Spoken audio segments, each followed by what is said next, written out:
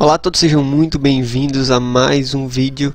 Vamos ver hoje o jogo número 7 do Campeonato Mundial de Xadrez, edição 2018. Nesse jogo, que marca o início da segunda metade dos jogos do Campeonato Mundial. Até então foram 6 empates, vinham se alternando de brancas Fabiano Caruana e depois o Magnus Carlsen. Agora a ordem é trocada e o Carlsen faz seu segundo jogo seguido de brancas, e aí vão ficar nessa ordem agora até o final, alternando entre Carlsen e Caruana de brancas. Então vamos lá, vamos ver o que aconteceu hoje, de 18 de novembro de 2018. Carlsen deu início à partida com D4, num momento muito interessante, onde um rapazinho de 9 anos, prodígio do xadrez inglês, fez esse lance para ele, né, de forma simbólica, claro. Então, muito interessante mesmo. Seguiu cavalo F6, cavalo F3, D5, e os jogadores foram repetindo os lances da partida número 2 desse mesmo campeonato mundial. Depois de cavalo C3, bispo E7, bispo F4, roque E3, C5, a gente chega nas variantes ortodoxas do gambito da dama recusado, tá? Uma linha bastante sólida para ambos os lados, né? As negras não têm muitos problemas nesse caso. Depois de peão toma em C5, bispo toma o peão, dama C2, cavalo C6, A3, dama A5. Até aqui no lance número 9 a gente vinha seguindo os mesmos lances da partida número 2, certo? E aqui na partida número 2 seguindo na verdade o lance torre D1, certo? Onde as negras reagiram com o lance torre D8, que causou uma certa surpresa ao Magnus Carlsen. Porém, nesse caso, o Carlsen na partida de hoje rapidamente desviou dessa linha e veio com cavalo D2. O ponto principal aqui é a ameaça, né, de cavalo B3 atacando dama e bispo. Portanto, depois de dama D8 seguiu cavalo B3, o bispo voltou para casa B6, bispo E2 desenvolvendo, a dama vem para casa E7, depois de bispo G5 dando uma cravada no cavalo, peão toma em C4. Era possível já retomar, mas o Carlsen decidiu jogar cavalo D2 para tentar retomar de cavalo. Às vezes é mais interessante, principalmente porque você dá uma cutucada nesse bispo de novo. Então, depois de cavalo E5, meio que agora se você toma com o cavalo, ocorre a troca de um par de peças, né? As brancas decidem fazer o roque, tem muita pressa para recuperar esse peão. Depois de bispo D7, tem bispo F4 atacando o cavalo, que vem para casa G6, atacando o bispo, né, que vem para casa G3. Temos bispo C6 desenvolvendo. As negras aqui não tem nenhum problema aparente, está totalmente bem desenvolvida, né? Depois de cavalo toma em C4, por exemplo, o bispo sai para casa C7. Então as negras também estão muito bem desenvolvidas, completaram seu desenvolvimento. O jogo é bastante simétrico, né? A estrutura de peões para ambos os lados, então não tem muita coisa a fazer, né? Um jogo bastante igualado desde já. Sigo torre de FD1, aproveitando a coluna aberta. As negras também vão na mesma. Depois de torre, toma torre, torre, toma torre. Temos de novo mais um par de torres indo embora do tabuleiro. Cavalo vem para casa D5, convidando para mais uma troca de um par de peças. Seguiu dama D4, de fato a troca acontece. E aqui seguiu, por parte do Caruana, bispo toma o bispo em G3. É interessante mencionar que nesse caso o lance é bispo B5, tá? Porque qual é a ideia?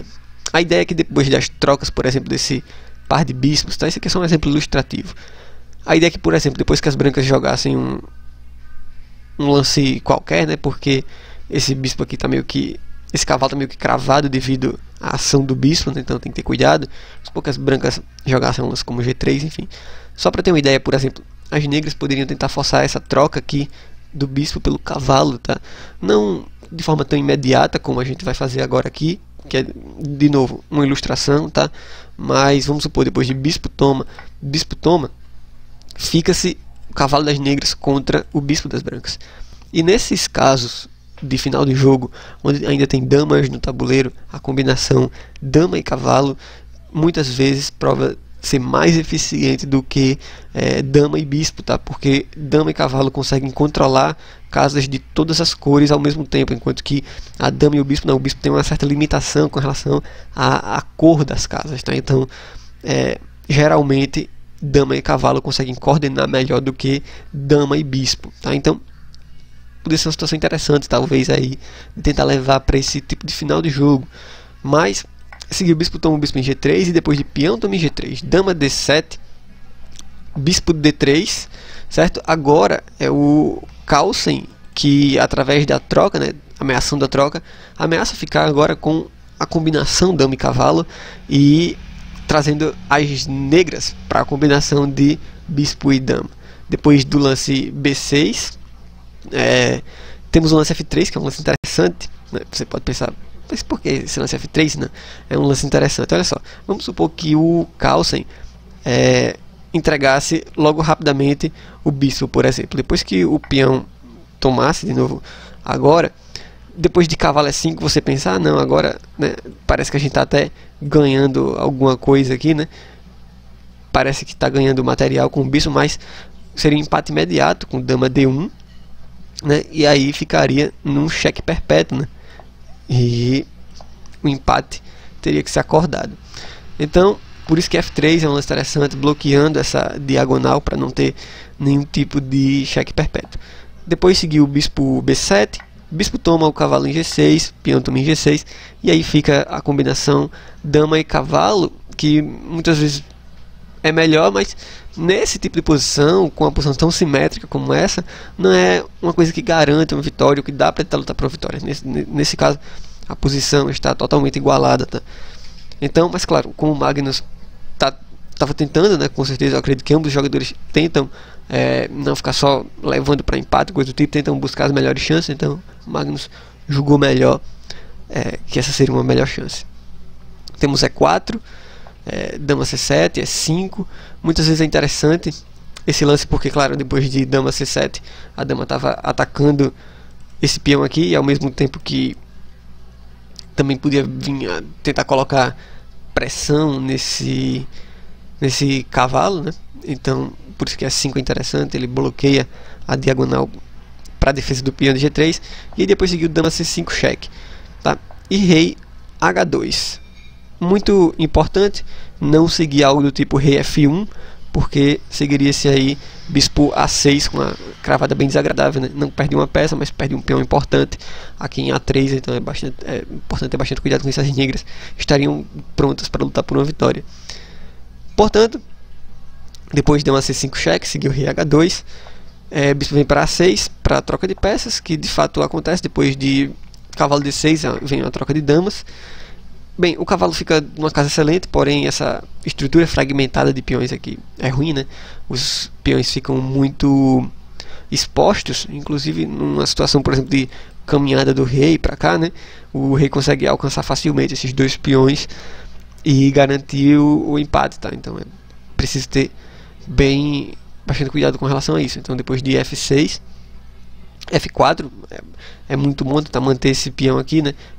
Uma vez que ele fixa esse peão aqui atrasado, mas depois de rei F8, rei G1, ambos os jogadores vieram para tentar ativar seu rei, e depois de bispo F1, para não deixar esse peão cair, o rei é obrigado a voltar, e depois os jogadores apenas repetiram lances, e aqui nessa posição acordaram empate. Na verdade é uma regra, né? Depois de 3 vezes que a posição se repete sem nenhum lance de peão, a posição é declarada um empate.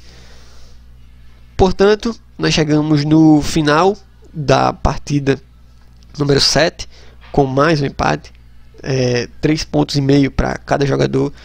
Amanhã estamos de volta com agora o Carona jogando de brancas e o Carlsen jogando de negras. Muito obrigado por assistir esse vídeo, desejo para você um forte abraço e amanhã a gente tá aqui com todos os salvos para a galera, beleza? Forte abraço e muito obrigado mais uma vez, até breve.